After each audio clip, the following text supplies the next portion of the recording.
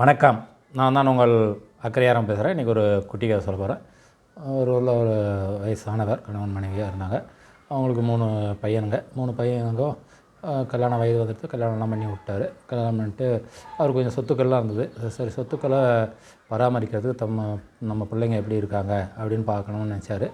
அப்படி நினச்சி என்ன பண்ணார், அவர் 3 மகன்களையும் கூப்பிட்டாரு. நான் இந்த சொத்துக்களில் இவ்வளோ இருக்குது, நான் எப்படி பிரித்து கொடுக்குறதுன்னு யோசிக்கிறேன். அதில் யார் நல்லா திறமையாக இருக்கீங்கன்னு நான் பார்க்கணும். உங்களுக்கு ஒரு பரீட்சை வைக்க போகிறேன். அந்த பரீட்சையில் யார் வெற்றி பெறாங்களோ அவங்களுக்கு தான் சொத்துக்களை கொடுப்பேன் அப்படின்னு சொல்கிறாரு. உடனே 3 மகளும் சரி, நீங்கள் என்ன பரீட்சை வச்சாலும் நாங்கள் போட்டி போடுறோம் அப்படின்ட்டு சொல்லிட்டு இது பண்ணுவாங்க. அவர் என்ன பண்ணுவார், ஒவ்வொரு மகனுக்கும் ஒரு 5 கிலோ வேர்க்கடலை, உரிக்காத மல்லாட்டையாக இருக்க உரிக்காத வேர்க்கடலையை கொடுக்குறார். கொடுத்து ஆளுக்கு 5 கிலோ கொடுத்து, இந்தாங்க இதான் அவங்கள நான் வெளியூர் போகிறேன், நானும் அம்மாவும் வெளியூர் போகிறோம், ஒரு 6 மாதம் கழிச்சு வருவேன், அப்போ வந்து பார்க்குறேன், இந்தாங்க இதை வச்சுக்கிங்க அப்படின்றாரு. உடனே 3 பேரும் சந்தோஷமாக வாங்கிக்கிறாங்க. வாங்கிக்கிட்டு அவங்கவுங்க எடுத்துகிட்டு போகிறாங்க. எடுத்துகிட்டு போகிறது முதல்ல அவர் வந்து என்ன பண்ண யோசிக்கிறாரு.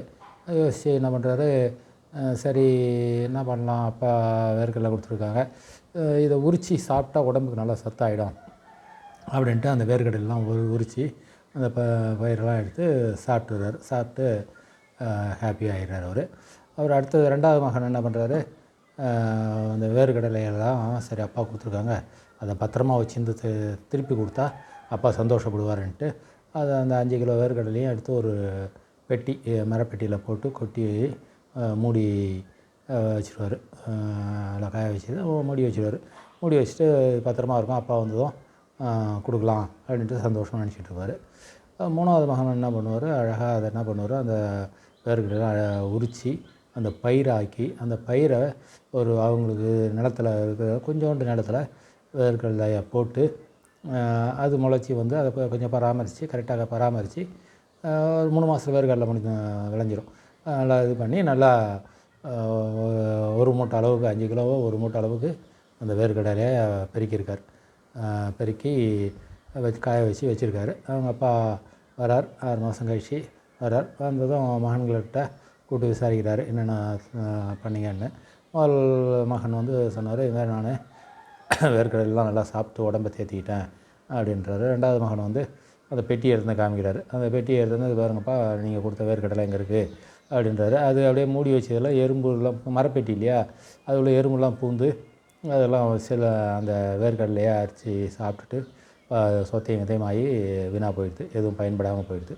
3வது மகன் வராரு. 3வது மகன் கேட்டதும் 3வது மகன் எடுத்து அவர் உற்பத்தி பண்ணி வச்சுருக்காரு அந்த வேர்க்கடலை, அதை எடுத்து வந்து காமிக்கிறார் அப்பா கிட்ட. இதை பாருங்கப்பா, நீங்கள் கொடுத்த வேர்க்கடலேருந்து நான் நம்ம நிலத்தில் போட்டு விளைவிச்சு அதை பெருக்கியிருக்கேன் அப்படின்னாரு. உடனே அப்பா ரொம்ப சந்தோஷப்பட்டு, நீ தான் நல்ல சிறந்த மகன், அதாவது விவசாயத்தை பார்த்துக்கிறதுக்கு உனக்கு தான் திறமை இருக்குது அப்படின்னு சொல்லிட்டு நிலத்தெல்லாம் ஒரு பேரில் எழுதி வச்சுட்டு, நீங்கள் 2 பேரும் உங்கள் 3வது மகன் இருக்காரு, அவங்க தம்பி இருக்கார் இல்லையா, அவர் சொல்கிறத கேட்டு அவர் சொல்கிறத அவர் நிலத்தில் வேலை செய்யுங்க, அவர் சொல்கிறதெல்லாம் செஞ்சு வேலை செய்யுங்க. வேலை செஞ்சு அப்புறம் பிற்காலத்தில் நீங்கள் நல்லா திறமையாக இருந்தீங்கன்னா அவரே வந்து உங்களுக்கு சமமாக பிரித்து கொடுத்துருவார் அப்படின்ட்டு ஒரு உயிரை எழுதி வச்சுட்டு அவர் பேர். வாழ்க்கையில் வந்து பெற்றோர்கள் கொடுக்கும் ஒரு பொருளை எப்படி அபிவிருத்தி பண்ணுறது, உற்பத்தியை பெருக்கிறது எப்படின்றத புரிஞ்சுக்கிட்டு செயல்பட்டால் விவசாயத்தில் அதுதான், ஒரு ரூபாய் போட்டால் 100 ஆகுன்றது தான் விவசாயம்.